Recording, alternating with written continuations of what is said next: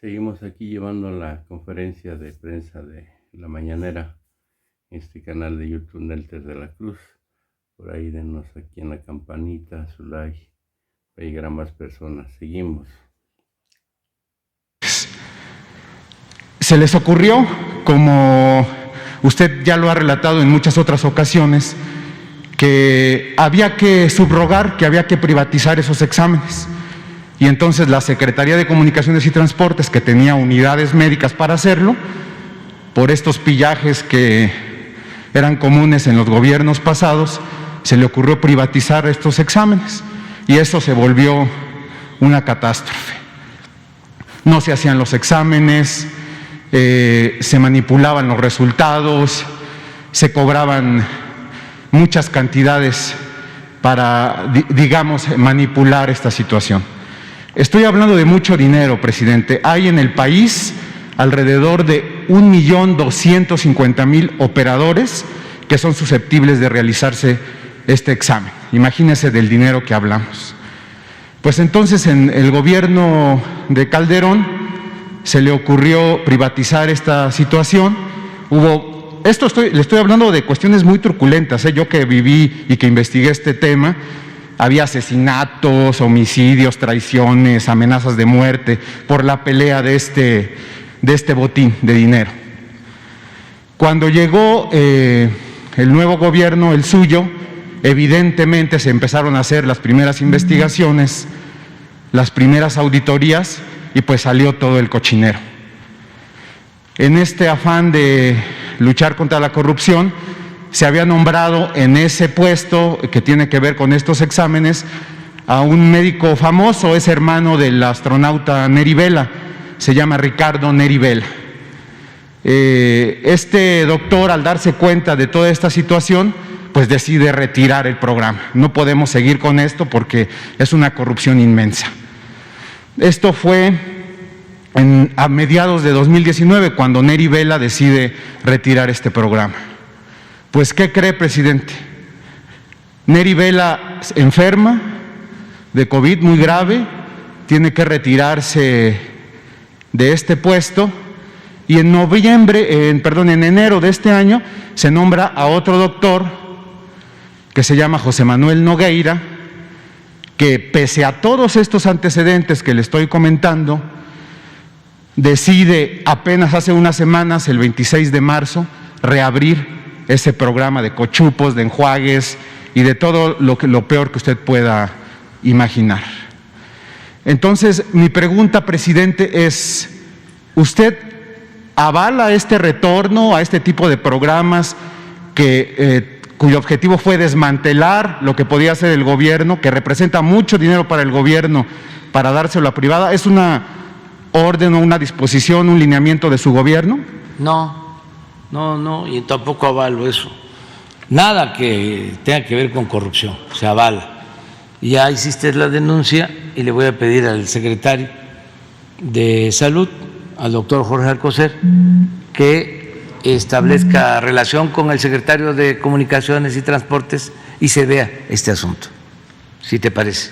Sí, muchas gracias, presidente. ¿Sigue usted entonces en la tesitura de lo que tenga que hacer el gobierno, que le represente, buenos elementos a los ciudadanos, transparencia a los ciudadanos, y que también el gobierno pueda obtener recursos, de hacerlo el gobierno, que no lo hagan privados? Sí. ¿O cuál es la opción de usted? Sí, si no hay corrupción, puede llevarse a cabo un contrato. Pero si es un contrato que se entrega con propósitos de beneficiar a particulares, inclusive en contra de la salud del pueblo, de la vida de los mexicanos, pues eso no se debe de permitir.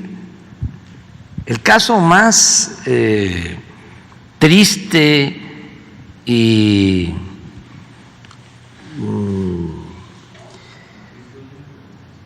reprobable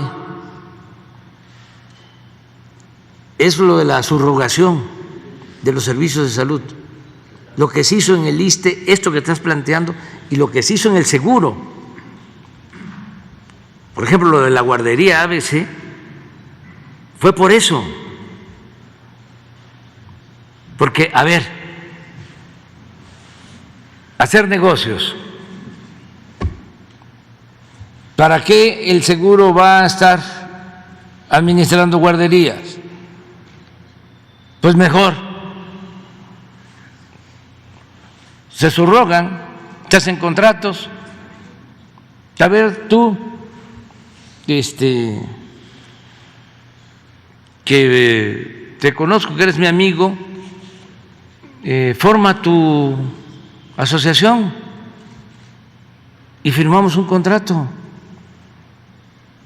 y consíguete un local y contrata a maestras, a maestros, a trabajadoras sociales y vas a tener un ingreso y es un negocio, te va a ir muy bien. Entonces, ¿qué pasaba? Pues se contrataba un galerón que no estaba en condiciones para hacer una guardería, ni había los cuidados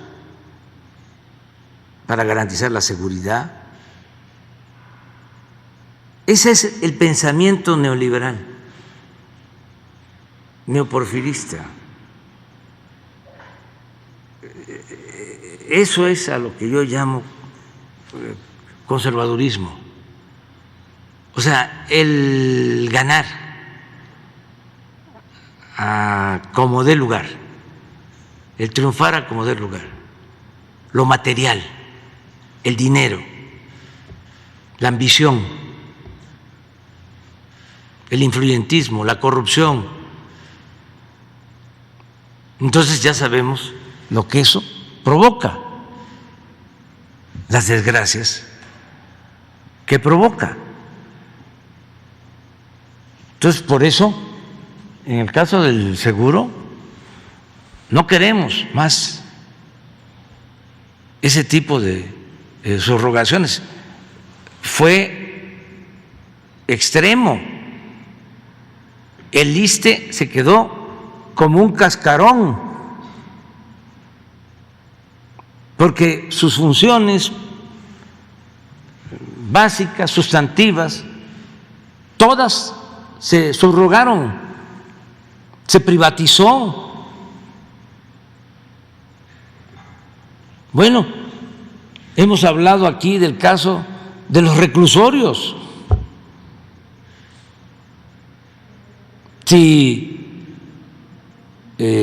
nos salvamos porque la gente dijo basta, pero un sexenio más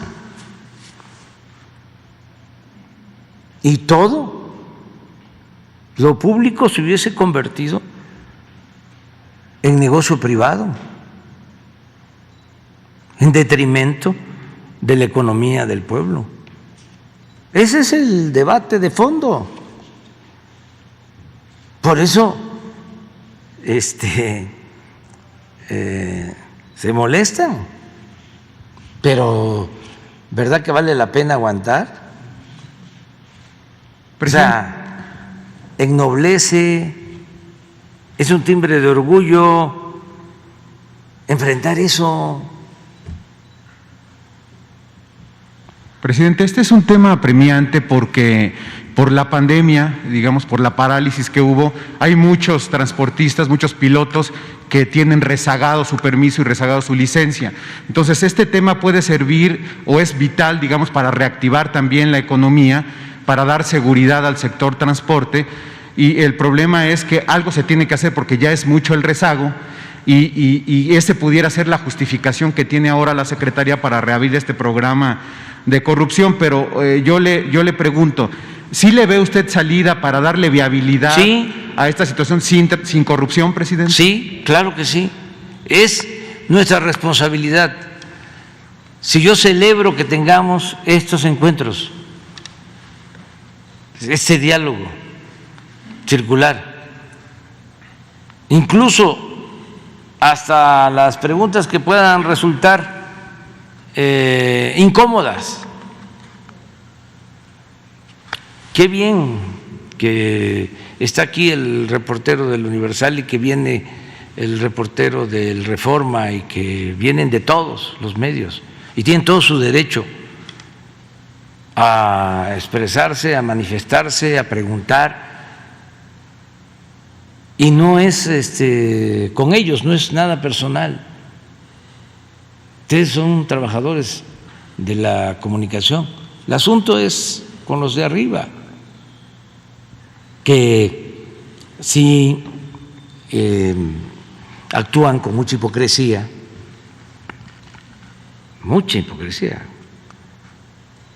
porque lo que los mueve son los intereses. Pero ustedes no, y aún ellos tienen todo el derecho de protestar y nosotros tenemos que garantizar el derecho a disentir. Pero esto es importantísimo porque lo que tú me estás diciendo ahora, por ejemplo, no lo sabía. Y a lo mejor tampoco lo sabía el secretario de Salud. Pero ya aquí ya se supo. Presidente, para permitir todo esto que le estoy comentando, pasó lo mismo que se ha referido, por ejemplo, en el caso de Pemex o de CFE, que empezaron a desmantelar la infraestructura, dejarla debilitada, abandonarla. Aquí pasó lo mismo porque la Secretaría tiene sus unidades médicas. Tenía 42 y el doctor Vela empezó a abrir más, incluso hizo gestiones ante la Secretaría de Hacienda para recibir más recursos, equipar mejor las clínicas de la Secretaría de Comunicaciones y encargarse la propia dependencia de estos exámenes. La línea es que se invierta lo que se tenga que invertir en las unidades para que se pueda hacer este trabajo con dignidad, presidente. Sí, sí, y que no haya corrupción, porque insisto, puede ser que se tenga un contrato de servicio médico, pero que sea eficiente, que no haya influyentismo de por medio y que no nos resulte oneroso, con precios elevadísimos, que no haya corrupción, pues. Pero si podemos restablecer el sistema de salud que tenía, según lo que estás manifestando, la Secretaría de Comunicaciones y nosotros contratar el personal, ¿sí?, y equipar estas clínicas para dar nosotros ese servicio, ¿sí?, lo vamos a hacer. La Secretaría tiene, ¿sabe? Busqué nómina transparente, presidente. ¿Sabe cuántos médicos tiene la Secretaría? 400 médicos. Sí. Tiene 50 enfermeras y 50 psicólogos. O sea, personal hay. El problema también que me plantean es que están sindicalizados y están acostumbrados a ir a checar y a salirse a su trabajo del consultorio de enfrente, y entonces viene toda esta burocracia. Entonces, pues también habría que poner quizás énfasis en el trabajo que están haciendo. Sí, pero ya también en eso ha habido un cambio. Esos trabajadores que antes actuaban de esa manera ya están cambiando de proceder, ya actúan con más responsabilidad, y hay cosa de convocarlos, y depende mucho del ejemplo que se dé arriba. Si el de arriba, el jefe, es un tranza, pues ¿qué ejemplo va a dar al resto de los servidores públicos? Un día vamos a hablar aquí, que este es otro asunto, de cómo estaba la COFEPRIS. Un día vamos a hablar, porque eso es igual que esta corrupción que existía en la compra de medicamentos, lo de la COFEPRIS. Alguien solicitaba un registro, dice, pásele va su trámite al Departamento de Normatividad. Y ahí se iba el trámite literalmente a un túnel, algo así, a un sótano. Y ahí se quedaba. Y solo si había arreglo, Mochi salía del sótano la solicitud. Obvio, ¿quiénes manejaban la COFEPRIS? Los mismos que vendían las medicinas. No daban permiso a competidores. Un día vamos a hablar de eso, de cómo funcionaba. Ahora ha cambiado muchísimo. El director de COFEPRIS, Alejandro Schwartz, es una gente de primera, un médico de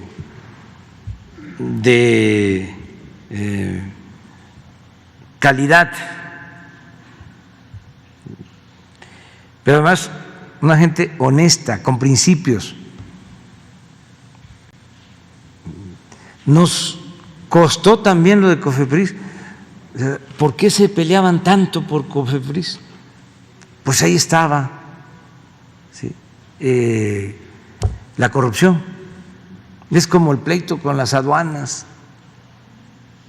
que estamos limpiando y no nos vamos a detener, pero vamos a continuar con esto. Gracias, presidente. La compañera. Gracias, presidente. Sandra Aguilera, de Grupo Larsa Comunicaciones. Presidente, en el contexto de que cerraron por el COVID los laboratorios de la India que hacían la materia prima para los medicamentos oncológicos, nos habían comentado que habían tenido, estaban en tratos para traerlos de Alemania y de Inglaterra y creo que de España. Quisiera saber cómo va este tema, si ya tienen los medicamentos oncológicos las personas que los requieren, porque han habido manifestaciones. No sé si me pudieran responder. Gracias. ¿Tú puedes? Sí, claro. Sí, por supuesto. Con su permiso, presidente. Efectivamente, hemos estado en tratos con muchos países. Uno de estos es la India. En los medicamentos que vamos a comprar en la India, no hubo problema de abasto con las sales, con el API que le conocen. O sea, la producción no se ha detenido a pesar de la situación que está viviendo la India hoy. Pero dispersamos la necesidad en varios países y ahorita los principales países donde compramos los medicamentos oncológicos son Corea del Sur, Argentina, Cuba y Alemania. Esos son los 4 países. Ya los medicamentos están llegando al país. El día de ayer nos enviaron las fotos de los embarques que ya están saliendo a México con todos los medicamentos que sirven para hacer las quimioterapias de los niños. ¿Sería cuál? No, ya no, porque ya compramos todo el año. Se pagó todo el año con estos 4 países.